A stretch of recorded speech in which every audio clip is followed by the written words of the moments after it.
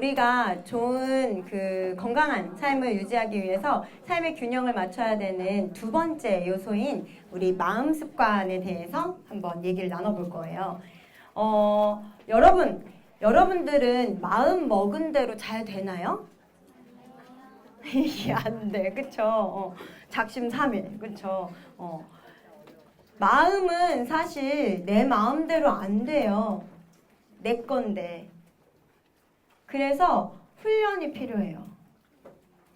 근데 우리가 건강을 얘기할 때 마음을 빼놓고 얘기를 하는 거는 사실 어떻게 보면 속빈 강정이에요. 그쵸? 자, 마음 습관이라는 거는 감정을 억누르거나 절제하는 게 아니라 지금 내 마음의 흐름이 어떤지, 지금 내 마음 상태가 어떤지 내가 알아차리고 그리고 다정하게 대해주는 연습을 하는 거예요. 여러분들한테 다정해요? 내가 나한테 예쁘다, 오늘 반짝반짝 빛나네 막 이러면서 사랑해 이런 거 해요? 어머 오글거려. 네. 근데 저도 무용과를 나왔고 오랫동안 무용을 좋아하면서 했지만 사실 그 누구보다 무용과한테 더 어려운 것 같아요. 무용 전공하는 아이들한테 나를 내가 사랑해 주는 게. 왜냐하면 우리는 가고자 하는 방향이 뚜렷해요. 그래서 저걸 만들어야 되거든요. 근데 지금의 나는 지금 저게 완성이 안 된 상태인 거예요. 그러다 보니까 내가 나를 굉장히 가혹하게 몰아쳐요. 그리고 내가 나한테 되게 좀 못됐어요. 야, 더 해야지. 이유영, 정신 차려. 똑바로 해야지. 이러고. 그리고 또 선생님들도 아이들이 저기까지 빨리 올라가게 하기 위해서 이제 막 이렇게 엉덩이를 쭉쭉쭉쭉 밀어주면서 올리게 되죠. 그러다 보니까 나는 지금 내가 잘 못하는 부분은 정확하게 알고 있어요. 내가 뭐가 부족하고 뭘 채워야 되는지는 잘 알고 있는데 지금 내가 뭘 잘하는지, 뭘 좋아하는지, 그리고 나의 특장기가 뭔지 이런 것들을 잘 모르는 것 같아요. 그래서 제가 이제 무용하는 학생들을 이제 많이 가르치다 보니까 상담을 할 때 저희 상담지에 뭐가 있냐면 질문이 자, 여러분이 자신 있는 테크닉을 선택해 주세요 하고 거기에 유연성, 도는 거, 뛰는 거, 아다지오, 여러 가지 이제 테크닉들을 쭉 나열해 놨어요. 그리고 그 밑에는 뭐냐면 여러분이 지금 향상시켜야 되는 테크닉을 체크해 주세요가 있어요. 똑같아요. 문항은 똑같아요. 근데 두 번째 질문은 너무 빼곡하게 잘 해놔요. 막 이것도 해야 되고 저것도 해야 되고 저것도 해야 되고 저거 이렇게 했는데 1번 질문은 항상 빈칸이에요. 자기들이 뭘 잘하는지 잘 모르겠대요. 그리고 그거 잘하나? 그냥 그만큼 해야 되는 거 아닌가? 이렇게 생각하는 경우들이 많더라고요. 그래서 그 환경, 그리고 나의 마음가짐, 그리고 무용이라는 게 굉장히 내 몸으로 하는 거다 보니까 완벽을 기하는 그 예술이거든요. 그러다 보니까 스스로한테 100점이 없는 거예요. 그래서 더 나를 다정하게 대하기가 어려워요. 근데 이 다정하게 대하는 연습을 해야 우리가 앞으로 10년, 20년 무용을 하면서 더 잘 추고 더 예술성 있게 나아갈 수가 있어요. 그래서 마음 습관이 굉장히 중요합니다. 근데 마음 습관은 왜 중요하냐면 건강의 요소에서 되게 소외되기가 쉬워요. 왜냐면 눈에 안 보이잖아요. 그리고 말 안 하면 잘 몰라요. 그나마 엄마나 되니까 내 마음을 좀 미리 좀 눈치채고 알아주는 거지. 내 친구들, 선생님들 내가 말하지 않으면 잘 모르는 게 마음이에요. 그리고 내가 가면을 쓸 수가 있어요. 괜찮은 척, 아닌 척. 그렇기 때문에 소외되기가 되게 쉬운데 이 마음이 아프기 시작하면 나중에는 걷잡을 수 없이 이게 돌이킬 수 없는 상황을 만들게 되거든요. 그래서 굉장히 중요해요. 그래서 그러면 나는 지금 마음이 건강한가? 라고 했을 때 여러분들 스트레스 받으면 먹는 걸로 푸는 사람? 불안해서 잠을 잘 못 자는 사람, 실기시험 전이나 뭐 시험이나 콩쿨이나 뭐 입시나 뭐 이런 것들 때문에 잠 잘 못 자는 사람. 그리고 난 왜 이것밖에 못하지? 라는 생각을 가끔씩 한다. 이거 봐요. 그쵸? 스스로에게 다정하지 않아요. 다정한 법을 못 배웠어요. 그거 어떻게 하는지 잘 몰라요. 제가 그랬어요. 저는 절대 이것도 참 성격이에요. 근데 무용하는 애들 보면 비슷한 성격들이 무용을 해요. 근데 진짜 끝까지 해내야 돼. 잘하고 싶어. 라는 마음이 굉장히 강하기 때문에 이거에 대해서 누가 아니야 쉬어도 돼라고 했지만 너 어떻게 쉬어도 돼라는 말을 할 수가 있어? 나 여기까지 할 거라니까? 라는 마음이 더 강해요. 그러다 보니까 자기를 잘 못 돌봐요. 그래서 결국 몸의 건강을 지키기 위해서는 왜냐하면 스트레스 받아서 떡볶이나 뭐 이런 마라탕이나 뭐 이런 걸로 막 풀어요. 그럼 몸에 좋을까요? 안 좋아요. 자, 잠 못 자면 아까 잠 얘기 1시간 동안 했어요. 잠 얘기. 잠 못 자면 어떻게 해요? 안 되죠. 키 안 커요. 그쵸? 피부도 안 좋아져요. 자, 나는 이것밖에 안 되지라는 계속 생각을 하면 할수록 어때요? 마음이 자신감이 없어져요. 나는 뭘 잘하는지도 잘 모르겠고 내가 여기에 왜 있는지도 모르겠고 이런 생각이 계속 꼬리에 꼬리를 물고 지는단 말이에요. 그렇기 때문에 여러분들이 몸의 건강을 지키기 위해서라도 마음을 잘 다루는 연습을 해야 돼요. 그리고 그 방법을 오늘 알려드릴 거예요. 특히나 여러분들은 성인이 아니라 청소년기예요. 청소년기는 좀 이따 특징에서도 얘기해드리겠지만 마음이 가장 흔들리는 시기예요. 왜냐하면 뇌의 변화가 굉장히 큰 시기거든요. 이제 사람답게 진화하고 있는 시기예요. 네. 여러분들 아직 사람 아니야. 사람 아니야. 사람답게 진화하려고 하는 시기예요. 그리고 우리는 계속 평가를 받아요. 누구랑 비교도 계속 당하고요. 누구는 3바퀴 돌았는데 난 2바퀴밖에 못 돌겠고 뭐 누구는 뭘 했는데 누구는 뭘 했고 뭐 이런 거. 평가를 계속 받게 되고 근데 그게 집에서도 연결이 되는 경우들이 종종 있어요. 그리고 체형 스트레스 정말 심각해요. 저는 키가 작잖아요. 지금 저 이거 굽 신었거든요. 네. 키가 160이 안 된단 말이에요. 키가 작고 그리고 키가 작다 보니까 팔다리가 유독 길거나 그렇지 않아요. 그런데 이런 애가 발레를 너무너무 좋아했어요. 그래서 발레를 하겠다고 주변에서 많이 뜯어 말렸어요. 저는 그때 왜 그 주변 분들이 날 뜯어 말렸는지 조금 알겠는데 지금 이제 나이가 들어보니까 근데 죽어도 난 발레를 해야겠다고 막 우겨서 발레를 했단 말이에요.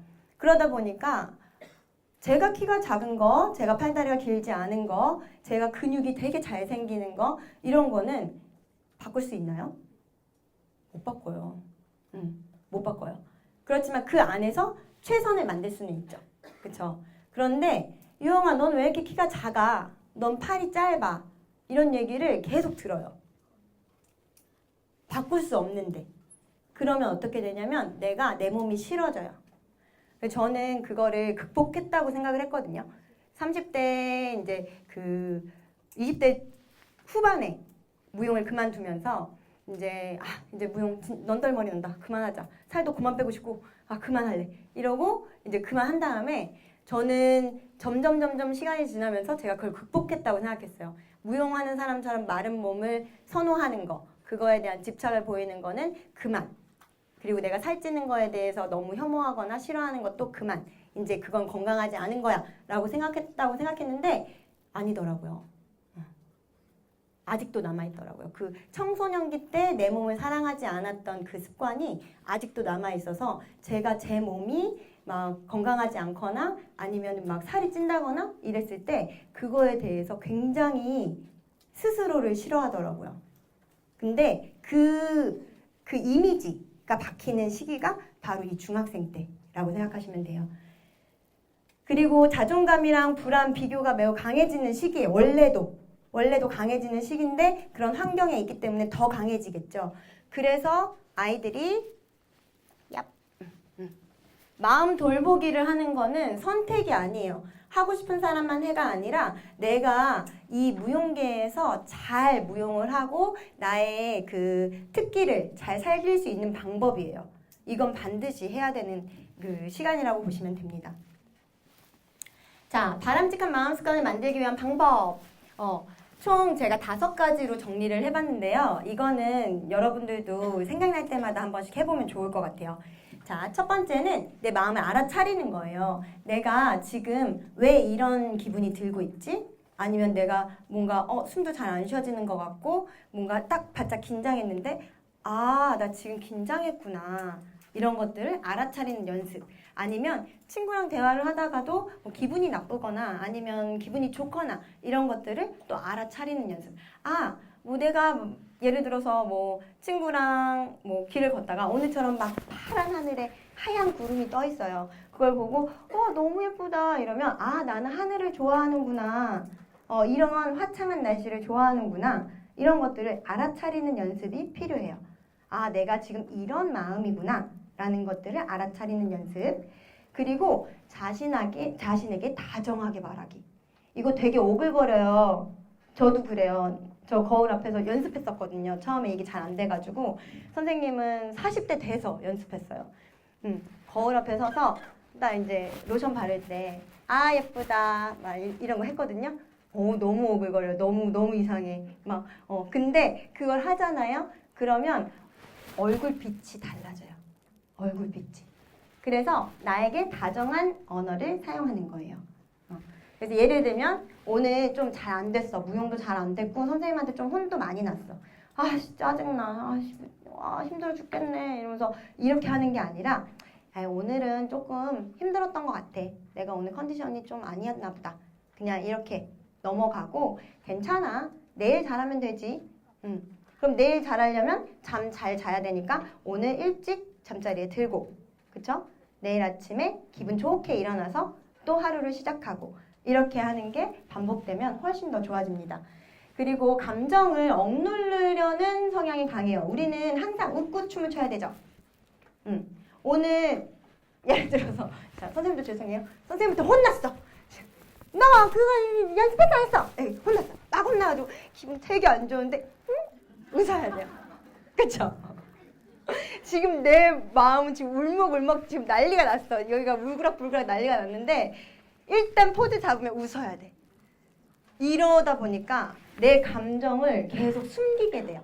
억누르는 게 익숙해져요, 여러분들이. 그래서 이 감정에 대한 것들을 잘 알아차리고 만약에 안 좋은 감정이 일어나잖아요. 그러면 그거를 참아야지. 아니야, 괜찮아. 이렇게 하고 있는 게 아니라 내가 좀 기분이 나빴네. 근데 이거를 좀 흘려보내야지. 이것 또한 지나가리. 모든 기분은 그 상황에 맞춰서 바뀌어요. 그래서 뭐 예를 들어서 아까 이렇게 친구들이 얘기하는 거 들었는데 아빠한테 오늘 아침에 짜증을 냈어요. 아빠! 이러면서 진짜 아빠 좀 짜증나. 이러고 딱 교실에 들어왔는데 친구는 안녕! 이런단 말이야. 그쵸? 아빠하고는 분명히 짜증이 났어요. 아빠한테는 너무 화가 났는데 친구들 보면 너무 좋아. 너무 기분이 좋아졌어. 이것처럼 모든 감정은 그게 지속되지 않아요. 그 환경에서 벗어나면 또 다른 감정으로 바뀌게 됩니다. 그러니까 그거를 잘 알아차려 주는 거. 그리고 기록하는 거. 기록하는 거 일기 쓰듯이 하면 돼요. 그래서 뭐 요즘에 감사일기 들어봤어요?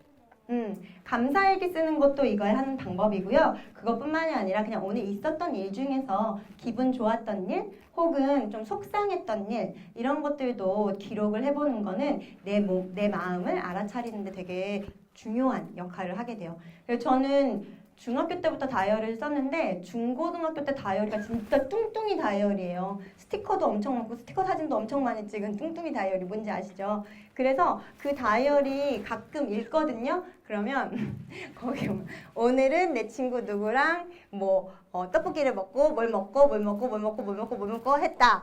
근데 배가 터질 것 같다. 배가 찢어질 것 같다. 근데 이렇게 맛있게 먹었는데 내일 어떡하지? 이런 거 막 적혀 있고 막 그렇거든요. 그런 것처럼 그렇게 기록을 해보는 거. 그러면 그냥 스쳐 지나가고 그냥 흘리는 게 아니라 내 마음을 내가 알아주는 시간을 가질 수 있습니다. 그리고 타인과 비교 멈추기 이거 되게 어려워요. 왜냐면 우린 계속 비교를 하게 되고 그리고 어쩔 수 없이 성적이라고 하는 거에 이제 결과를 보기 때문에 그렇긴 한데 그것보다는 제 경험은 뭐냐면 제가 대학교 4학년 때 이제 그 콩쿠르를 나갔어요. 근데 콩쿠르를 이제 준비를 하는 한 3개월 동안 정말 다이어트도 열심히 했고요. 정말 실력도 좋아졌고요. 몸 사용하는 것도 달라졌고요. 누가 뭐라 그래도 나는 내가 발전한 게 너무너무 느껴지는 거예요. 근데 그래서 자신 있게 콩쿠르 무대에 섰네요. 콩쿠르에서 작품 2개를 딱 하고 내려왔는데 작품도 잘했어. 만족스러워. 이 정도면 뭐 최소는 아니 100점은 아니지만 그래도 한 85점, 90점은 된 것 같아.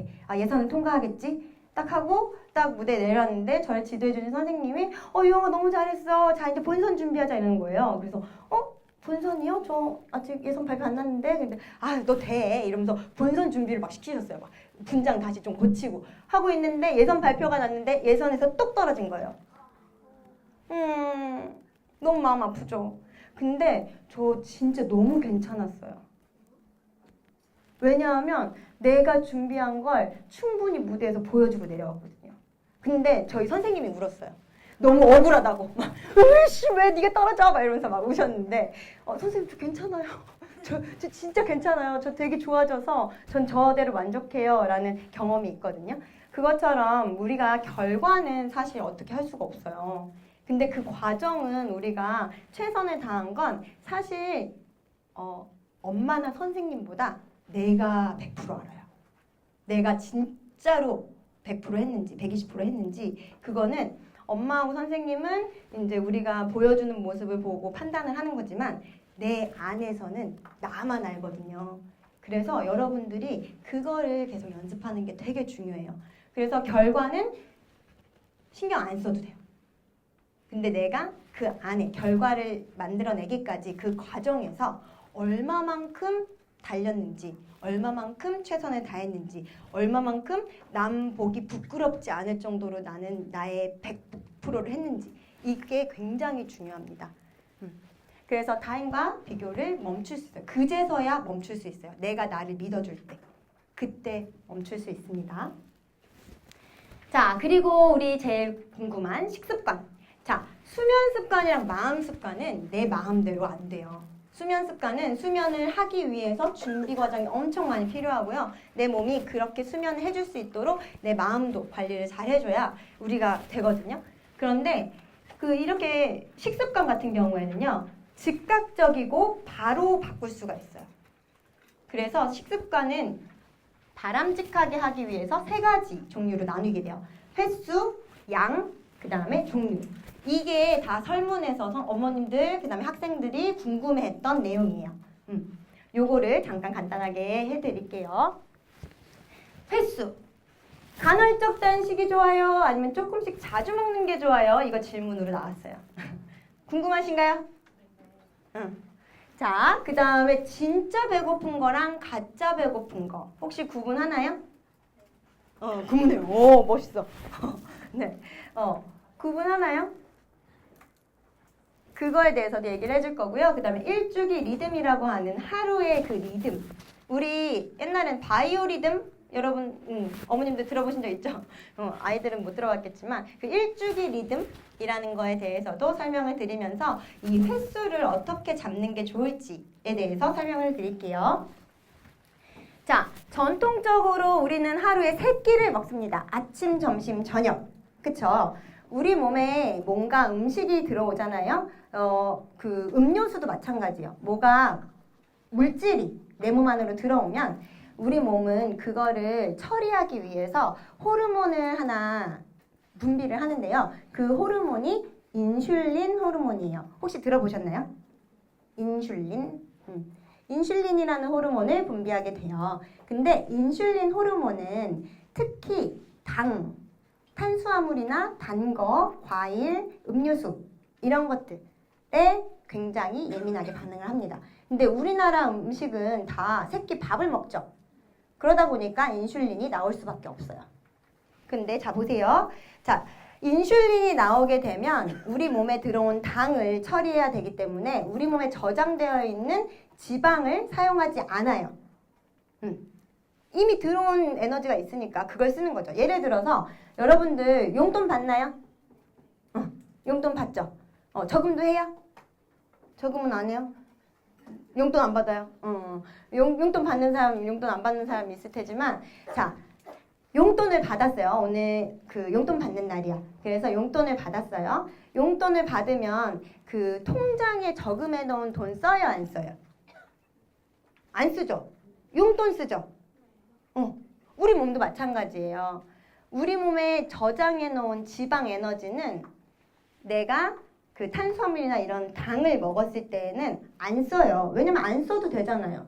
이미 내 돈이 있는데 이거 쓰면 되지 못하러 뭐 통장까지 가가지고 은행 가서 그걸 찾아와가지고 그걸 써요. 그냥 엄마한테 받은 거 쓰면 되지. 그쵸? 그러다 보니까 우리 몸도 마찬가지예요. 그래서 인슐린이라는 게 분비가 될 때에는 지방을 사용하지 않습니다.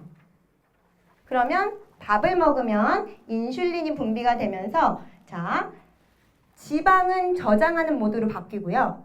그 다음에 탄수화물은 사용하는 모드로 바뀌어요.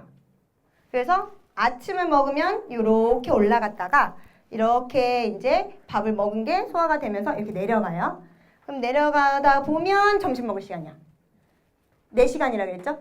4시간 뒤에 점심을 먹어요. 그럼 다시 한번 올라가요. 지방 안 태워요. 그 다음에 내려가요. 그런 다음에 다시 이제 4시간 뒤에 또 저녁 먹을 시간이네. 저녁 먹어요. 다시 올라갔다가 다시 내려가고 이제 잠잘 시간이에요. 그러다 보니까 지금 보시면 이 빨간 부분은 우리가 지방을 사용하지 않는 구간이라고 보시면 돼요. 그러면 3번을 다 먹어버리면 우리가 이제 3번 다 우리가 전통 한식이라고 생각했을 때 전통 한식의 식단으로 먹으면 지금 내가 살을 빼야 돼요? 지방을 빼야 되는 거죠. 근육을 빼야 돼요? 지방을 빼야 되죠. 지방을 빼야 되는데 지방을 뺄 시간을 안 주네. 그쵸? 그래서 나온 게 시간 제한 식사 간헐적 단식이에요.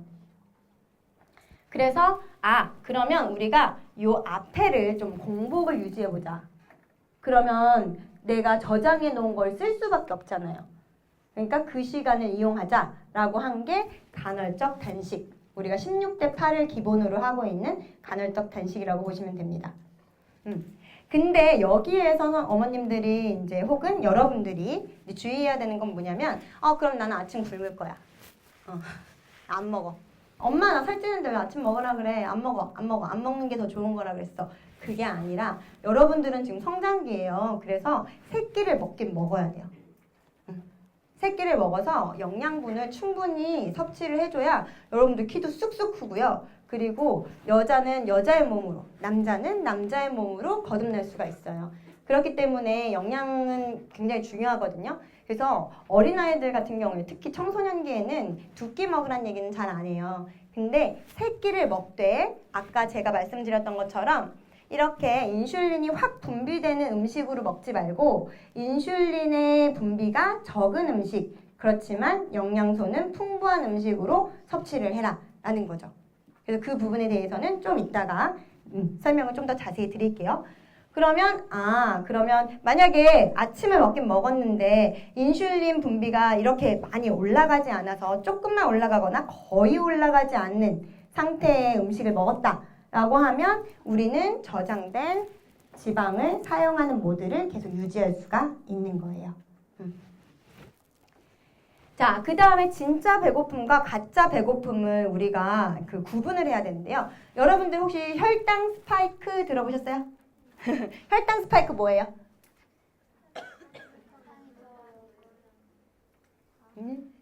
이야 이렇게 올라갔다가 내려왔다가 그쵸? 혈당 스파이크 뭔지는 대충 알 것 같아요. 그쵸? 뭘 먹으면 확 치솟았다가 확 떨어졌다가 막 이런데요. 그쵸? 특히 우리가 단 거를 먹으면 밥도 달아요. 밥도 달고 빵도 달고 면도 달고 과자도 달고 초콜릿도 달고 음료수도 달고 아이스크림도 달고 네, 젤리도 달고 네, 다 달아요. 이 단 거를 먹으면 아까 얘기했던 단 거가 딱 들어왔잖아요. 그러니까 아까 얘기했던 인슐린이라고 하는 호르몬이 확 분비가 돼요. 그래서 야, 당 잡으러 가자! 이러고 당을 딱 잡아요. 그리고 야, 얘 갑자기 이렇게 치솟았으니까 우리 훅 떨어뜨리자. 그래서 훅 떨어뜨려요. 그래서 어떻게 되냐면 혈당 스파이크를 치고 인슐린이 막 야, 빨리 잡아. 그래서 쭉 내려와서 혈당 크래쉬를 칩니다. 그러면 우리는 무슨 생각이 드냐면 자, 요 초록 부분에 있어야 돼요. 우리는 항상 그래프가 요 안에 있어야지 편안한데 밑으로 쭉 내려가잖아요. 그럼 이때 갑자기 입이 궁금해집니다. 뭘 먹었는데 한 1시간 반? 한 2시간 소화가 아직 안 됐는데 갑자기 요때 좀 간식을 좀 먹어줘야 될 것 같고 네, 빵 조금? 아니면 뭐 마들렌? 뭐 아니면 뭐 초코우유? 뭐 아니면 커피, 뭐 라떼 뭐 이런 것들이 갑자기 막 땡겨요. 그러면서 약간 졸리니까 아 그래 좀 먹으면 좀 깨겠지 이러면서 그걸 먹게 돼요. 그게 가짜 배고픔이에요. 진짜 내 에너지가 떨어져서 에너지를 채워야 돼서 오는 배고픔이 아니라 혈당이 너무 올라가는 음식을 먹었다가 그 올라간 거를 내 몸에 맞춰 낮추기 위해서 여기까지만 내려왔으면 좋겠는데 그게 조절이 안 되는 거예요. 그래서 저 밑에까지 떨어뜨립니다. 그럼 요때 간식을 먹죠. 요때 간식을 먹고 야 좀 당이 들어오니까 좀 얼굴도 머리도 맑아지는 것 같고 괜찮아 할 수 있어. 그리고 좀 있다가 점심을 먹어요. 점심을 먹는데 야 오늘은 짜장면 먹을까? 이거 짜장면을 먹었어요. 짜장면에 탕수육 좋아 군만두까지. 자 먹었더니 혈당 스파이크 다시 빡 칩니다. 그러면 쭉 다시 내려와요. 내려오니까 야 아까 그 느끼한 걸 먹어서 그런가 좀 시원한 뭐 이렇게 음료수를 하나 먹어야겠는데 하면서 또 스타벅스에 가서 그런 무슨 허니 레몬 자몽티, 허니 자몽 블랙티 뭐 이런 걸 또 한 잔 쫙 들이킵니다. 그러면 슝 다시 올라가요. 그랬다가 또 내려오고 이게 반복되는 게 진짜 배고픔과 가짜 배고픔입니다. 진짜 배고픔은요 뭘 먹는다고 해서 해소되지 않아요. 진짜 영양소, 에너지원이 들어와야 해소가 돼요. 그리고 보통 식사를 제대로 된 식사를 하고 한 4-5시간 이후에 오르륵 소리가 나면서 배가 고픕니다. 오르륵 소리가 안 나는데 입이 심심하고 뭘 먹어야 될 것 같은 느낌이죠? 그건 가짜 배고픔. 그때는 한번 물을 마셔보세요. 물을 마셨을 때 어느 정도 해소가 되잖아요? 그거는 가짜 배고픔이에요. 그래서 여러분들도 마찬가지예요. 내가 살을 빼고 싶어요? 그럼 인슐린 분비를 하면 안 되겠죠. 그러니까 올라가는 거 하면 안 되는 거예요. 그러면 올라가는 거 뭐가 있어요? 단 거. 아까 선생님이 얘기했던 케이크, 빵 등등등등등등 여러 가지들. 매점에서 사 먹을 수 있는 대부분의 것들은 다 혈당 스파이크를 올린다라고 생각하시면 돼요. 자, 그러면 진짜 배고픔, 가짜 배고픔 이렇게 구분을 하시고요. 그러면 언제 먹어야 될까? 언제 먹어야 될까? 이게 일주기 리듬이라고 해서 우리 몸의 그 사이클을 이제 논문으로 쓴 거예요. 그래서 이게 정리가 된 건데, 자, 우리 24시간을 3등분을 했어요. 24시간을 3등분을 했는데 먹는 시간, 섭취 주기는 뭐냐면 먹고 소화시키는 시기예요. 그래서 아까 소화 효소라고 하는 게 활발하게 이제 그 활동하는 시기. 그게 낮 12시부터 저녁 8시까지예요. 요 8시간. 그렇게 하고 나면 소화시킨 것들을 소화만 시키고 끝나는 게 아니라 몸에 흡수시켜야겠죠. 영양분 몸에 쏙쏙쏙 들어와야 되잖아요. 몸에 흡수시키는 시기가 동화주기예요. 그게 저녁 8시부터 새벽 4시까지. 그래서 밤 늦게 뭘 먹으면 이 영양분을 흡수하지 못하고 계속 소화만 시키고 있는 거예요. 그래서 회복도 안 되고 영양분 흡수도 안 되고. 그럼 흡수된 거 남은 찌꺼기가 있겠죠. 걔네들을 배출하는 시기가 새벽 4시부터 낮 12시까지예요. 그래서 여러분들이 그 아침에 일어나서 그 화장실을 가는 게 이 사이클이 지금 잘 맞는다라는 신호이기도 해요. 그래서 아침에 화장실을 잘 가는 게 되게 중요합니다. 그리고 이 배출 주기에는 우리 몸에 그 노폐물들이 밤새 자는 동안 다 위로 올려요. 그리고 이제 장 운동 때문에 밑으로 내려가는 이제 대변이 있는 거고, 대변 소변이 있는 거고, 나머지들은 다 위로 올라오거든요. 그래서 어머님들 혹은 여러분들도 그 밤에 늦게 뭘 먹고 다음날 아침에 입안의 느낌 혹은 눈곱이 끼는지 이런 것들을 확인해 보시잖아요. 그러면 지금 내가 먹으면 안 될 시간에 뭘 먹어서 이 노폐물들이 깨끗하게 분해돼서 나오는 게 아니라 찌꺼기들이 내 얼굴 쪽으로 많이 올라오는구나. 그 다음에 비염이나 아니면 가래 이런 것들, 목 잠기는 거 이런 것들도 지금 대사 효소가 충분히 내 몸을 회복시켜주지 못한 사인이라고 보시면 돼요. 그래서 이 시기를 지켜주시는 걸 우리가 추천을 드려요.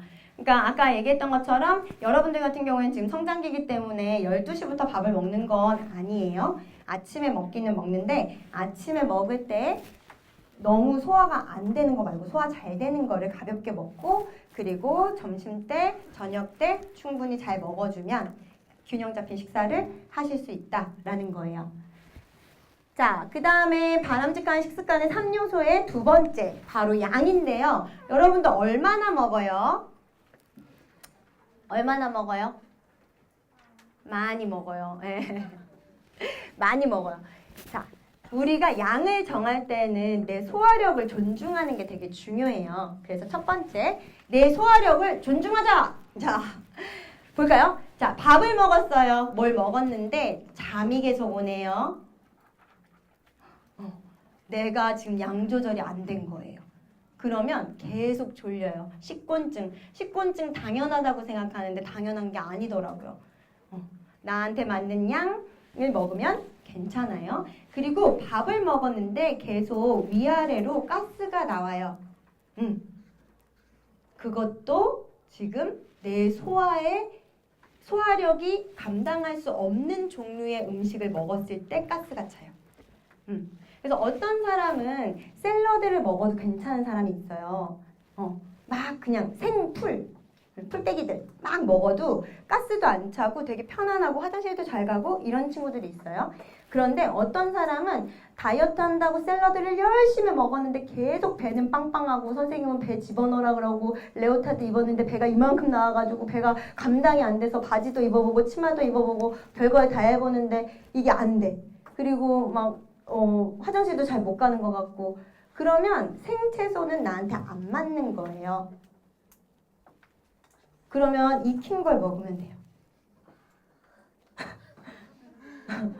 억지로 난 다이어트 해야 되니까 난 무용하는 사람이니까 샐러드를 먹을 거야 하고 샐러드를 계속 막 그 염소처럼 계속 풀만 뜯어먹고 있으면 안 되고 내가 지금 이게 속이 안 좋다 계속 트름이 나온다 막 방구가 뿡뿡뿡뿡 나온다 냄새도 독하다 막 이러면 그거는 나한테 안 맞는 건 거예요. 그러면 내가 체크를 해볼 수가 있는 거죠. 이거는 엄마가 체크해 주는 게 아니에요. 내가 스스로 체크를 해야 되는 거예요. 밥 먹었는데 졸음이 오는가 아니면 방구가 뿡뿡 나오는가 이런 것들은 내가 확실히 체크를 해보고 식사 후 무기력하면 계속 늘어지고 눕고 싶어. 눕고 싶고 잠깐만 걷기도 힘들고 막 그래요. 그럼 그것도 지금 내가 소화할 수 없는 양을 먹었다거나 아니면 소화할 수 없는 종류의 음식을 선택한 거예요. 그렇기 때문에 이거는 스스로 체크를 하면서 확인을 해보세요. 알겠죠? 그리고 위장의 80%만 넣기. 이거 되게 어려워요. 이거 근데 하려면 천천히 먹어야 돼요. 꼭꼭 씹어서 천천히 먹으면 80% 정도 찼을 때 배부르다라는 느낌이 드는데 막 먹잖아요. 야 5분 만에 먹어야 돼 막 이러면서 막 먹잖아요. 그러면은 80%인지 100%인지 150%인지 잘 몰라요. 그렇기 때문에 꼭꼭 씹어 먹으면서 그걸 지켜줘야 되는데 그 이유는 자 위가 여러분들 주먹 이렇게 쥐어보세요. 주먹. 요게 내 위 사이즈예요.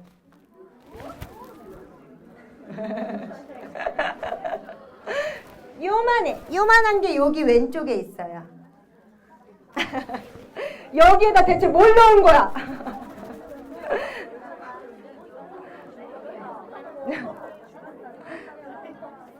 그쵸? 여기다 대체 뭘 얼만큼 넣은 거야. 그쵸?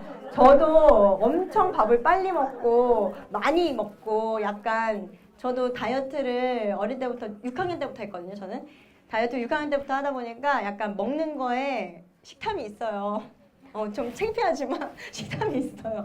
그래서 먹어야 되고 남김없이 먹어야 돼. 막 이거 싹싹 긁어 먹어야지 막 뿌듯하고 막 이런 느낌이 있는데 제가 그 몸이 안 좋아가지고 어쩔 수 없이 한 5일 정도를 못 먹은 때가 있어요. 그렇게 못 먹고 나니까 이제 처음 먹는데 처음 딱 먹을 때 그래 나 다시 먹을 수 있어 막 이러면서 막 먹었거든요. 와 웬걸 5일 못 먹었는데 와 진짜 원래 먹던 대로 먹으니까 여기까지 차오르더라고요. 그래서 누가 내 어깨를 눌러도 욱 나올 것 같은. 그래서 그때 알았어요. 나의 위는 요만하구나. 그 순두부 한 그릇을 시켜서 순두부를 반 그릇을 먹었거든요. 딱 차더라고요. 너무 슬펐어요. 내가 그렇게 많이 먹던 사람인데 그거밖에 못 먹어서 너무 슬펐지만 내 소화력을 존중해야겠구나. 그 뒤로 몸이 엄청 편안해졌어요. 네. 자, 그리고 소화시킬 공간이 있어야 얘가 움직이겠죠? 그러니까 조금만 공간을 남겨주셔야 돼요. 그리고 그 공간이 있어야 이 음식물들을 태워야 되잖아요. 태울 땐 산소가 필요하죠? 산소가 들어올 공간이 생겨요. 그렇기 때문에 조금 내가 생각하는 것보다 한 숟가락에서 2숟가락 정도 덜 먹어야 된다라고 생각하시면 되고요. 그 다음에 혹시 역류성 식도염 있으신 분 있나요? 아이들은 없을 것 같은데 역류성 식도염 같은 경우에는요, 여러분 위산이 굉장히 강한 거 아시죠? 위산이 엄청 세요. 그래서 음식물이 딱 들어와서 위로 넘어갈 때 위산이 확 분비되면 위로 올라가는 식도로 올라가는 그 밸브를 잠그고 그다음에 소장으로 내려가는 밸브를 잠그게 돼 있어요. 그래서 얘네들이 세야 돼요. 위산이 세야 그 신호를 받고 잠궈! 문 닫아! 이렇게 된단 말이에요. 근데 위산이 내가 뭘 많이 먹거나 아니 뭘 많이 마시면 식전, 식간, 그 다음에 사이사이에 물 좋으니까 물을 계속 마시잖아요. 그럼 위산이 희석이 돼요. 그러면 밸브를 꽉 닫아라는 사인을 주기에는 부족한 위산의 농도인 거예요. 그래서 열려요. 살짝. 그래서 역류성 식도염이 발생이 되는 거예요. 그래서 내가 역류성 식도염이 있다라는 분 같은 경우에는 내가 평소에 뭘 자주 마시나? 아메리카노를 항상 마시고 있나? 아니면 밥 먹고 그 사이에 물을 마시나? 티를 마시나? 뭘 마시는 걸 많이 하잖아요. 그럼 역류성 식도염이 생길 수가 있어요. 그래서 여러 가지 다른 조건들도 있지만 그 중에 하나가 그거다라는 거예요. 그래서 너무 많이 먹어도 밸브를 잠글 수 없고 그 다음에 너무 많이 마셔도 밸브를 잠글 수가 없다라는 거예요. 자, 그 다음에 소화된 상태를 유지하기. 소화된 상태. 그래서 아까 인슐린이 인슐린이 아니라 혈당이 막 왔다리 갔다리 막 이렇게 했잖아요. 그걸 계속 왔다 갔다 하게 하지 말고 쭉 올라갔다가 좀 편안하게 한번 올라갔다가 또 편안하게 이렇게 왔다 갔다를 해줘야 되는데 이 편안한 구간이 없으면 안 된다는 거예요. 이 편안한 구간이 소화된 상태를 유지하는 구간이에요. 그래서 보통 4시간이나 5시간 간격으로 우리가 식사를 하게 되는데 그때의 그 사이에는 웬만하면 뭘 드시지 마세요. 공복을 유지하세요. 그 사이 물도 웬만하면 안 드시는 게 좋아요. 내가 소화가 잘 안 되거나 위장이 좀 안 좋아서 소화에 문제가 있다. 아니면 속쓰림이 좀 심하다. 이럴 때에는 그 식사하고 식사 사이에 간식이나 차, 커피 이런 것들을 딱 멈춰보세요. 그러면 훨씬 더 소화가 잘 돼요. 그리고 아까 얘기했던 진짜 배고픔 구분해서 먹기. 자, 그리고 세 번째는 이제 종류예요. 종류. 어떤 걸 그럼 먹어야 될까? 자, 올바른 조리법을 선택해야 되고요. 그리고 시간대에 맞는 음식. 그리고 왜 이렇게 커졌지?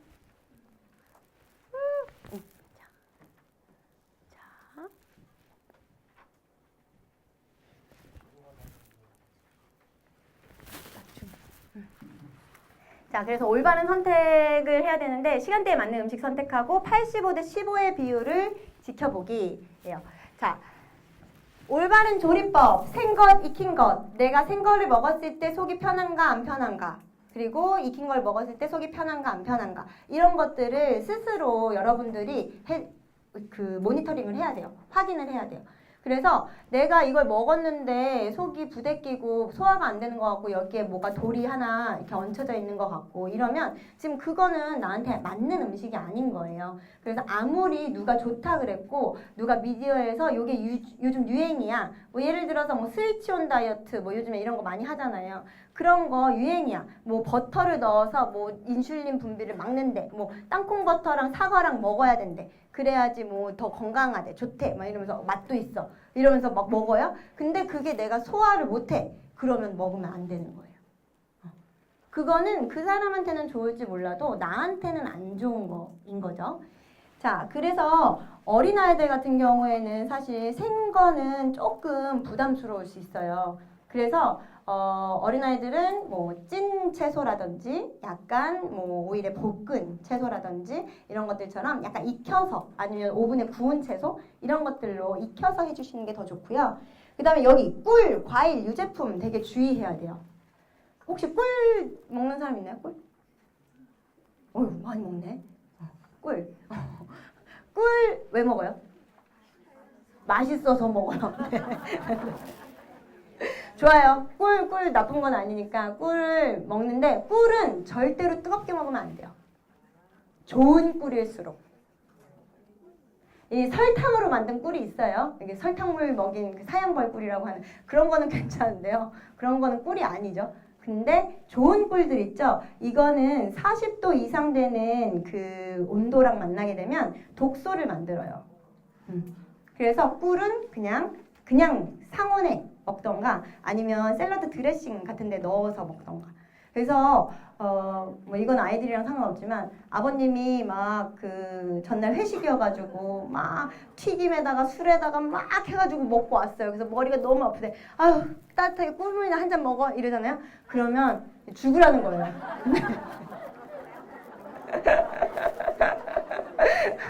불량집에 기름 붓는 격이에요. 그래서 절대 뜨겁게 드시지 마시고요. 그리고 감기 환자한테도 꿀을 안 먹여요. 네, 체온이 높을 때도 꿀을 안 먹여요. 그래서 꿀은 그냥 차갑게 먹거나 아니면 상온에 놓고 먹어야 된다라는 거고요. 과일은 대부분 찬 성질이에요. 그쵸? 과일은 찬 성질이에요. 그렇기 때문에 오전에 먹는 거는 삼가해 주셔야 돼요. 아침에 과일은 좀 안 좋아요. 사과? 사과도 사실은 좀 안 좋은데 그래도 내가 아침에 사과 루틴을 버릴 수 없다라고 할 때에는 사과가 좀 소화가 잘 될 수 있는 조합을 만들어서 드셔줘야 되는데요. 그거는 시나몬 파우더, 계피가루, 그 다음에 레몬즙. 그거를 살짝 뿌려요. 살짝 이렇게 레몬 이렇게 쭉 해가지고 쭉 해주잖아요. 그러면 레몬이랑 시나몬 파우더가 소화력을 도와줘요. 그래서 아침에는 소화가 잘 안 되거든요. 아침에 입맛 없는 게 사실 정상이에요. 네. 그 아침에는 그래서 그렇게 살짝 뿌려가지고 좀 따뜻한 물과 함께 먹는다거나 하면 조금 나을 수가 있어요. 그래서 먹지 말라는 게 아니라 먹는 방법을 조금 다르게 해야 된다라는 거고요. 유제품, 혹시 유제품 많이 좋아하는 사람? 우유, 요구르트, 치즈. 좋아해요. 자, 유제품도 마찬가지로 열에 약합니다. 따뜻하게 먹는 건 아니에요. 그래서 따뜻하게 먹으면 안 되고 그 차갑게나 아니면 상온 온도에서 먹어야 되는데요. 만약에 내가 엄마 나 요즘 여드름이 너무 많이 나서 고민이야 라고 하는 친구들 혹시 지금 다들 피부가 깨끗해서 괜찮은 것 같은데 혹시라도 내가 화농성 여드름 같은 것들이 많이 올라온다 할 때에는 유제품을 끊어야 됩니다. 유제품이 안 맞는다는 얘기예요. 치즈도 끊어야 되고 치즈, 우유, 그 다음에 그릭 요거트, 요거트류 이런 것들 다 그냥 끊어야 돼요. 내 피부가 막 안 좋아지거나 막 열감이 많이 생긴다거나 아니면 얼굴에 홍조가 막 올라온다거나 이럴 때에는 유제품은 잠시 멀리하는 게 좋습니다. 그리고 유제품, 특히 그릭 요거트 먹을 때 여러분들 혹시 레몬즙 뿌려 드시나요? 레몬즙은 안 뿌려 드려요? 안 뿌려 먹어요? 차지킷 소스 뭐 이런 것들 만들 때 레몬즙 뭐 이런 거 넣거든요. 안 됩니다. 네. 그 그릭 요거트, 우유하고 과일은 섞였을 때 우유 단백질을 분리하는 효과가 있어요. 그렇게 분리를 해버리면 그 우유 단백질만 위장에 남아서 이게 그냥 여기에서 썩어요. 그래서 요거트 먹는 거 좋아요. 요거트랑 꿀, 견과류. 이런 것들이랑 같이 먹으면 좋은데 뭐 사과를 넣는다거나 뭐 이런 것들은 별로 안 좋아요. 그나마 그러니까 신맛이 나는 과일은 아예 유제품이랑 안 맞는다고 생각하시면 됩니다. 그래서 스트로베리 라떼 뭐 이런 거 안 돼요. 딸기 라떼 이런 거 안 돼요.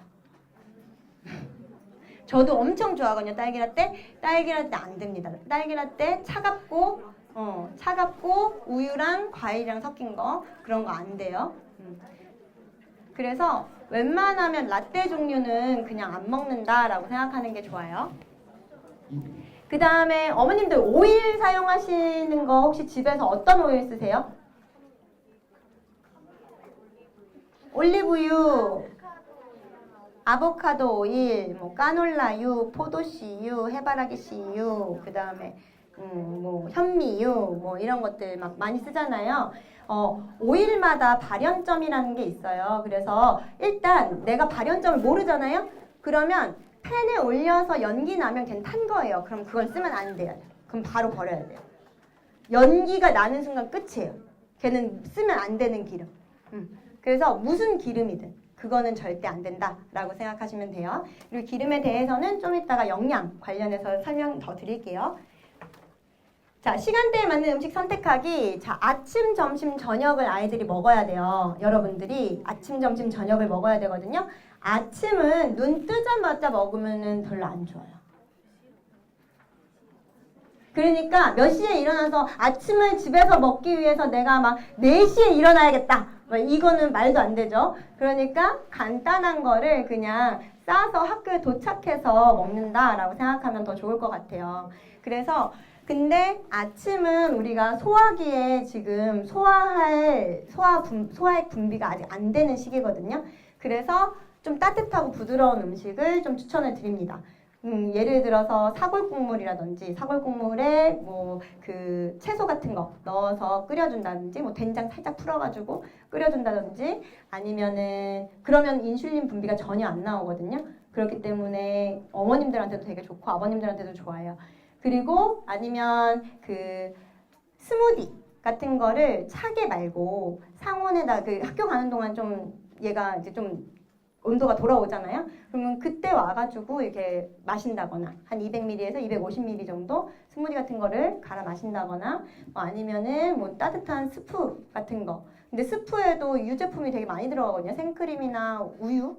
근데 그런 거 안 들어간 거. 토마토 스프나 아니면 그냥 미역국 진짜 좋아요. 미역국 아침에 미역국. 미역국, 묵국 뭐 이런 것들 있죠? 그런 것들 되게 좋아요. 그래서 그런 것들을 한 그릇 정도 가볍게 먹는다라고 생각하면 여러분들이 아까 얘기했던 혈당 스파이크나 이런 거 없이 안전하게 아침을 먹을 수가 있고요.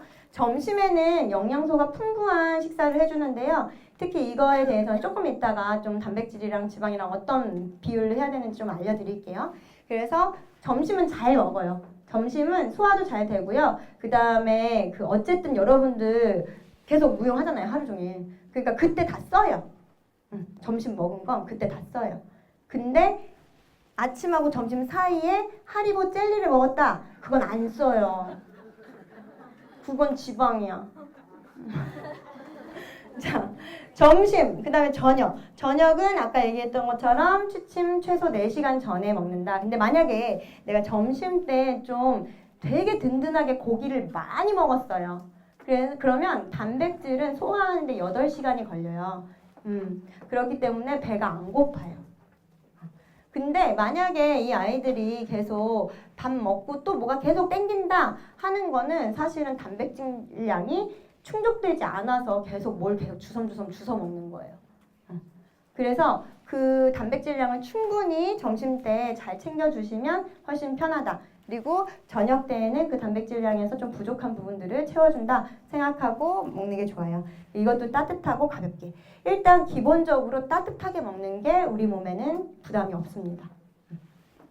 그래서 요즘 너무 덥다고 아이스 음료 이런 거 먹는 거는 사실은 소화를 방해하는 가장 큰 요소예요.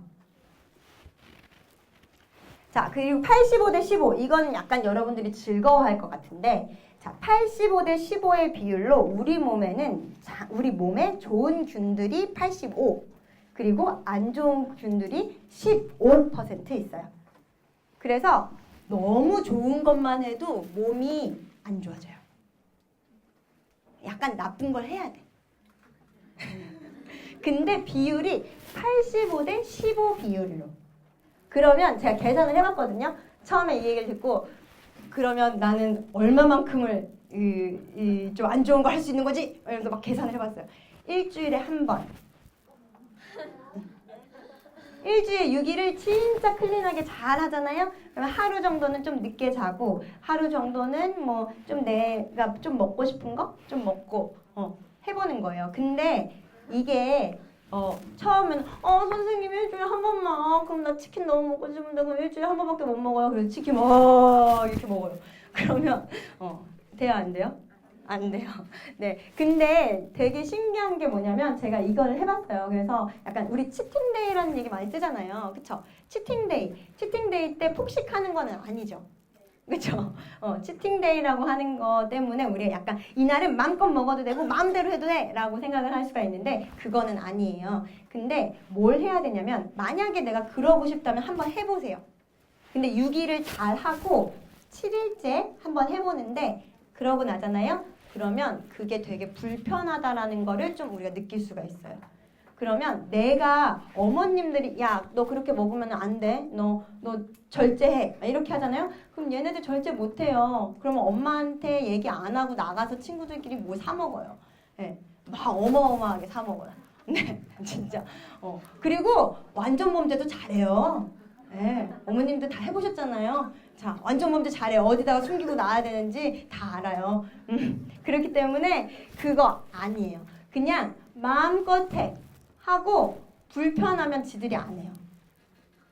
네, 막 설사하고 막 소화 안 돼가고 꺽꺽거리고 뭐 잠 못 자고 막 피부에 뭐 나고 이러면 그거를 견디면서 난 그래도 꾸준히 끝까지 해낼 거야 이런 친구들은 많이 없어요. 내 몸에 좀 불편하면 점점 그 빈도수나 양이 줄게 될 거예요. 그래서 균형을 맞추면서 욕구를 충족해야 돼요. 아까 얘기했던 것처럼 감정을 흐르도록 둬야 된다 그랬잖아요. 욕구도 마찬가지예요. 내가 그때 그 욕구가 있다는 거는 뭔가 그걸 충족시켜야 된다는 거거든요. 제가 그 핸드아웃 뒤쪽에 추천 도서로 쓴 것 중에 하나가 정말 배고파서 먹나요? 라는 책이 있어요. 전 이 책을 읽고 굉장히 약간 땡 이렇게 됐는데 그 내용이 뭐냐면 우리가 먹을 때 저는 처음에 그 제목만 봤을 때 진짜 배고픔과 가짜 배고픔을 구분하는 내용인 줄 알았는데요. 그게 아니라 우리가 뭘 먹을 때에는 뭔가 마음에서 충족되지 않은 것들이 있기 때문에 그게 당기는 것이다 라는 거예요.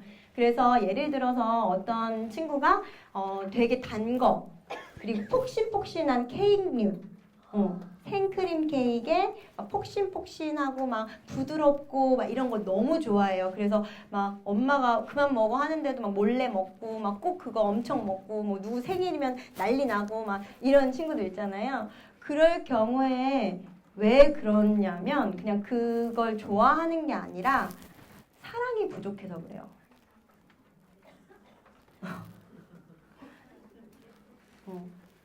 이게 내가 그 사랑을 받는다는 그 느낌이 충분치가 않잖아요. 그러면 그렇게 달고 폭신폭신한 게 땡겨요. 그리고 왜 어머님이나 아버님들 가끔 되게 막 아그작 이렇게 먹고 싶은 거 있을 때 있죠. 뭐 그 도리토스 막 이런 것처럼 이렇게 하면서 아그작 이렇게 먹고 싶은 거. 그건 만성 스트레스 때문에 그래. 그래서 그 바삭하는 그 소리 있죠. 그 소리 아니면 왜 동치미 무 씹는 그 느낌이 스트레스를 조금 해소시켜주는 그것 때문에 내가 오늘 치팅데이네 뭘 먹어야지 하고 고를 때 뭘 고르는지를 유심히 보게 되는 거예요. 그러면 그걸 먹고 싶으면 지금 내 마음에 이게 지금 부족하구나 이거를 느낄 수가 있는데 그 책에 굉장히 쉽고 자세하게 잘 나와 있거든요. 한번 읽어보세요. 되게 도움이 많이 되더라고요. 그리고 만약에 내가 오늘 15에 해당하는 날이 아니고 근데 오늘 좀 기분이 좀 그래. 그래서 뭘 먹고 싶어. 그래서 먹었어요. 아니면 오늘 15에 해당하는 날이라서 좀 과식을 했어. 그런데 그거에 대해서 먹고 나서 나 또 그랬네. 내가 그렇지 뭐 이러면서 또 몸무게 재보고 막 완전 미치겠다 막 이러면서 자기 비난을 하는 순간 절대 다시 전에 좋았던 습관을 못 돌아가요. 나의 선택을 존중해야 돼요. 자, 오늘 내가 먹기로 했어? 근데 이만큼 먹었어. 그래. 그랬더니 저는 저한테 안 맞는 거 먹으면 딱 왼팔 이 바깥쪽에 알러지가 올라와요. 정말 너무 정직하게. 그래서 저는 이런 날 있죠. 약속이 있다거나 뭐 가족 모임이 있다거나 이래서 외식을 해야 된다거나 이럴 때에는 그냥 마음 놓고 먹어요. 그리고 올라오면 올라왔네. 끝. 내일부터 다시 하면 들어가겠지. 그래서 내가 한 선택에 대해서 후회하지 마세요. 모두 다 맞아요. 그리고 내가 다시 잘 할 수 있는 방법을 알기 때문에 그 방법으로 돌아가면 돼요. 근데 거기에서 내가 자기 비하를 하기 시작하잖아요.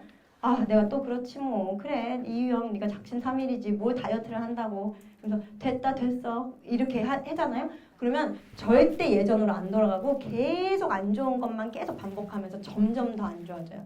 그렇기 때문에 우리는 그 자기 비하를 하지 않고 우리는 그날 내가 한 선택을 그냥 인정하고 그래, 내일부터 다시 새로운 마음으로 하면 돼 라고 생각하시면 돼요. 자, 그러면 지금 쉬는 시간을 하면 뒤에 내용들이 너무 많이 남는데 이 청소년기까지만 하고 쉬는 시간 할까요? 자, 청소년기 여러분들 청소년기예요. 청소년들 우리의 꿈나무 청소년들 어때요 요즘? 좋아요? 안 좋아요? 왜 안 좋아요? 왜 안 좋아요? 모르겠어요? 그냥 꼴꼴하고 좀 그래요? 자, 대체 무슨 일이 일어나길래 얘네들이 이렇게 질풍노도의 시기를 겪고 이렇게 그 집안 분위기를 막 삭막하게 만들고 막 이럴까요? 그쵸? 그 이유가 있어요. 자, 사춘기는 성장과 변화의 절정기예요. 절정기. 그래서 왜 우리 아기 처음에 태어나면 아기 태어나서 100일 동안 엄청 쑥쑥 크잖아요. 막 200%씩 자라잖아요. 그때 아기들 잠 못 자고 울고 불고 막 엄마를 그렇게 힘들게 하죠. 근데 그때 애들 어때요? 그때 아기들이 크는이라고 그래요. 그쵸? 그러면 그때 한번 쭉 크고 이제 청소년기 때 한 번 더 커요. 그때가 근데 이제 완전 절정으로 커요.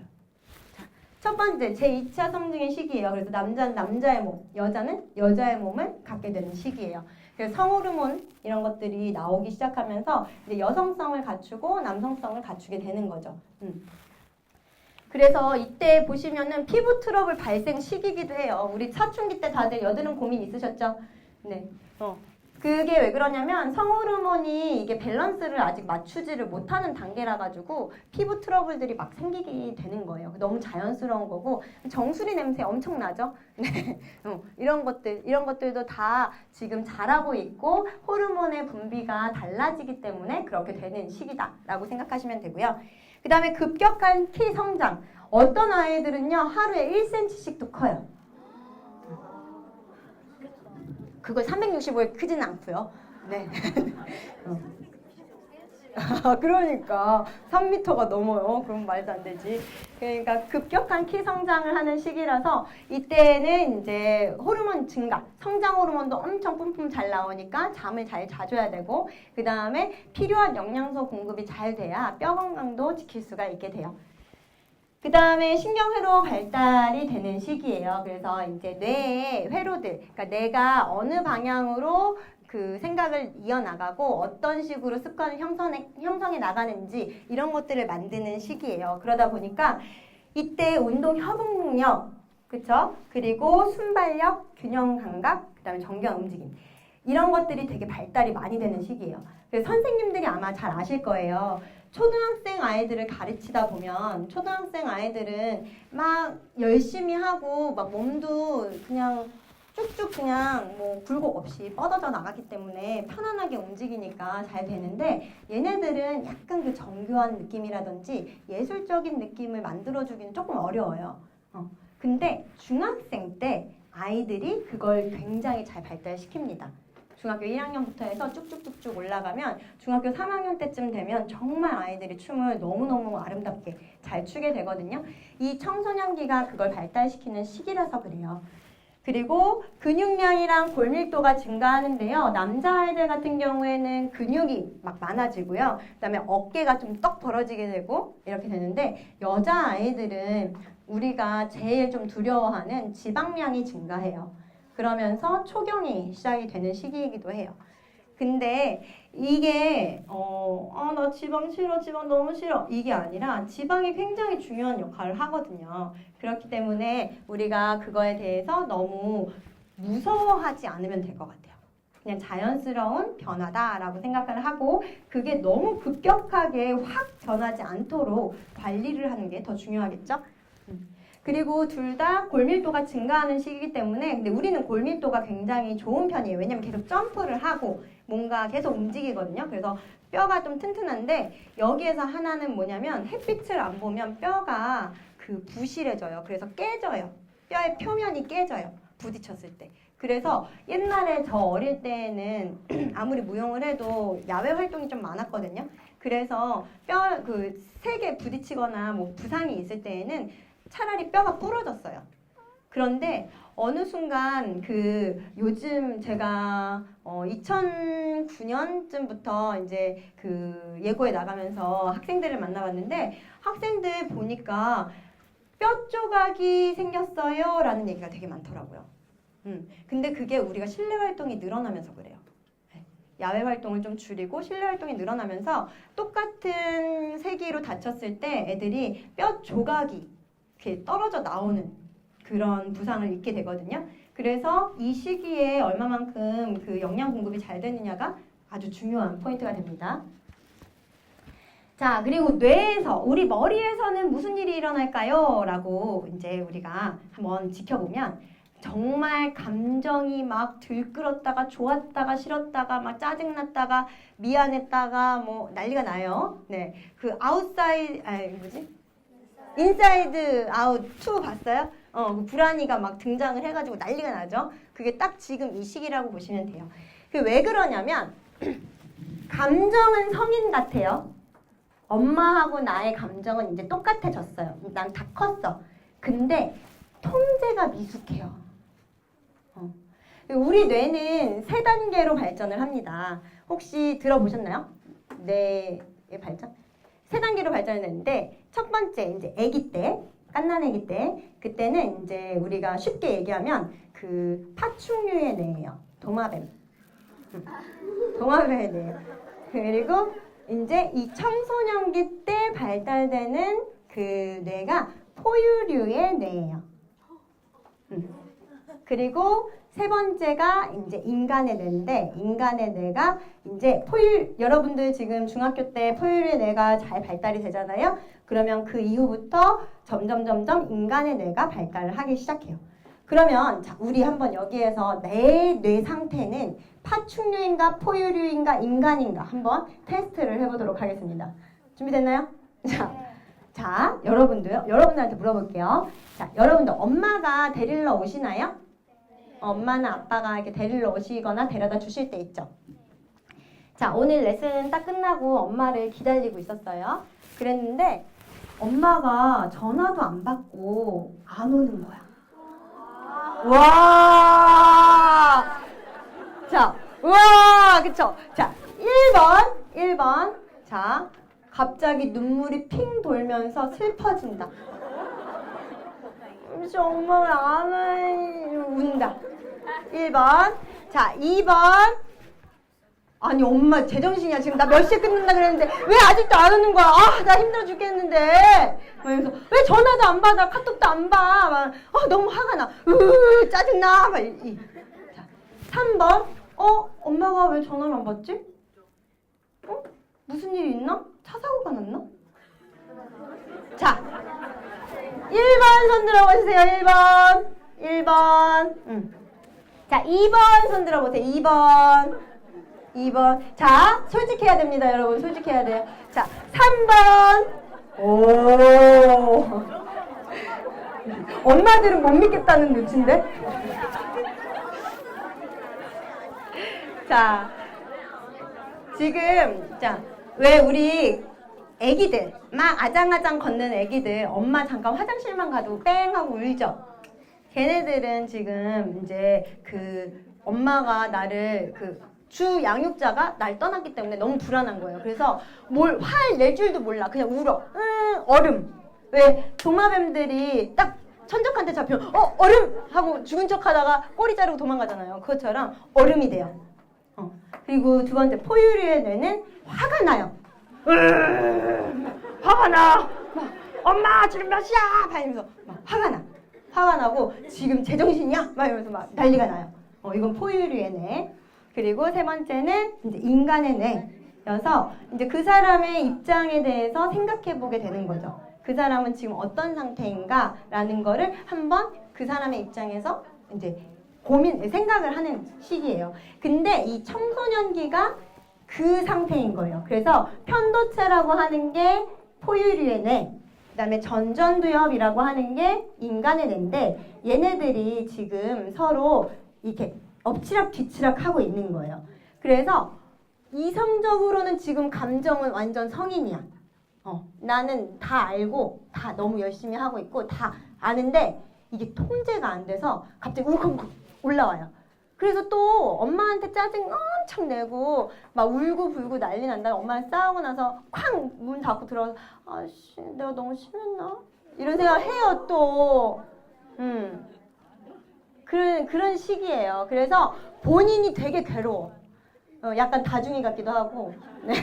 그래서 본인이 굉장히 힘든 시기예요. 자, 그 다음에 두 번째, 쾌락 시스템 민감성이 증가해요. 그리고 도파민에 굉장히 취약해지는 시기예요. 그러다 보니까 핸드폰 같은 도파민을 막 이렇게 올려주는 것들을 잘 통제를 못해요. 너무 좋거든요. 너무 재밌어요. 그러면서 호기심도 많이 발동이 되고 모험심도 많이 발동이 되면서 우리가 막 궁금한 게 막 생기니까 그것들을 더 알아가려고 하는 거죠. 그때 이제 어떻게 보면 탐험심이 굉장히 많이 증가되는 시기예요. 그래서 잘만 조절해 주신다면 이거는 여러분들이 잘 발달시킨다라고 생각하시면 돼요. 그래서 막 그냥 순간순간의 쾌락이 아니라 내 잔잔한 행복감 그리고 안정적일 때 오는 그런 편안함 이런 것들을 느끼려고 노력을 하면 훨씬 더 안정적으로 발달이 되고요. 세 번째는 공감 능력이랑 도덕성이 발달하는 시기예요. 그래서 아까 얘기했던 것처럼 타인의 감정을 이해하려고 노력하는 시기예요. 그래서 친구들이랑 서로 그런 이야기를 많이 주고받게 되는 거죠. 그래서 교우관계가 굉장히 좀 뚜렷하게 나타나는 시기다. 옛날에 초등학교 때는 그냥 엄마가 친하시면 나도 얘랑 친구 이렇게 친구가 이렇게 만들어졌었는데 이제는 내가 직접 나랑 맞는 친구를 찾아 나서는 시기다 라고 보시면 돼요. 그래서 아마 이 부분에 대해서 좀 동의하실 수도 있는데 여러분들 생각은 어떤지 알려주세요. 엄마 아빠나 아니면 선생님이 일관성 없게 말을 이렇게 바꿨다가 저렇게 바꿨다가 하는 거가 엄청 짜증나요. 맞아요? 네, 그거에 되게 예민해요. 분명히 나한테 이렇게 하라 그래놓고 왜 엄마는 안 해? 엄마도 나한테 하라 그런 건 똑같이 해. 이러면서 엄마를 막 가르치려 들어요. 그러면서 싸우죠. 야, 내가 너냐? 막 이러면서 엄마랑 싸워요. 근데 그때 되게 예민한 시기예요. 그래서 굉장히 막 이글이글 막 정의에 불타요. 막 이씨 저거 아니라 그래놓고 왜 자기는 저거 하고 난 못하게 하고 막 이러면서 막 화가 나. 막 이러면서 그게 막 이렇게 분출이 되면 이제 싸움이 되는 거죠. 그리고 계속 엄마가 하는 말에 그 외병이 다시 도져요. 5살에 엄마 이거 왜 이랬는데 이제 15살 10년 뒤에 다시 외병이 도집니다. 왜? 그거 뭔데? 왜? 아 내가 알아서 할게. 이런단 말이에요. 너무 꼴보기 싫죠? 네. 그렇지만 그게 아주 건강한 발달 상황이라고 보시면 돼요. 그리고 자기에 대한 생각을 굉장히 많이 하는 시기예요. 그래서 아까 제가 제 몸에 대한 생각을 그 중학교 때 이렇게 어느 정도 형성을 한 다음부터는 제가 제 몸에 대해서 되게 좀 싫어했어요. 아, 넌 왜 키가 작아? 그리고 저는 왜 키가 작은 사람들이 어울리는 옷이 있잖아요. 근데 저는 키 크고 빽짝 마른 사람이 어울리는 옷이 좋은 거예요. 그런 걸 입으면 난 다 잘라야 되고 막 하나도 안 어울려. 안 어울리는데 막 난 그런 걸 입고 싶어. 막 이런 것처럼 자아 충돌이 많이 있었거든요.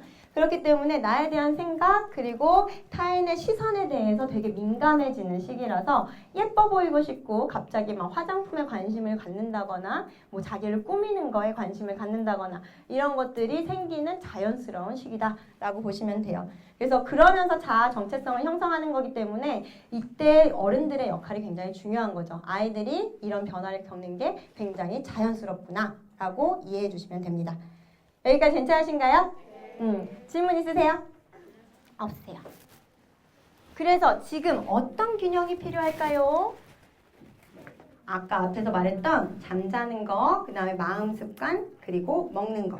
얘네들이 다 편안해지면 감정 기복도 조금 줄어들고 그리고 조금 더 이렇게 중간치를 계속 유지할 수가 있어요. 그래서 이런 것들이 같이 돼야 된다라는 얘기예요. 괜찮으세요? 자, 그러면은 우리 한 5분 정도 쉬었다가 다시 한번 모여볼게요.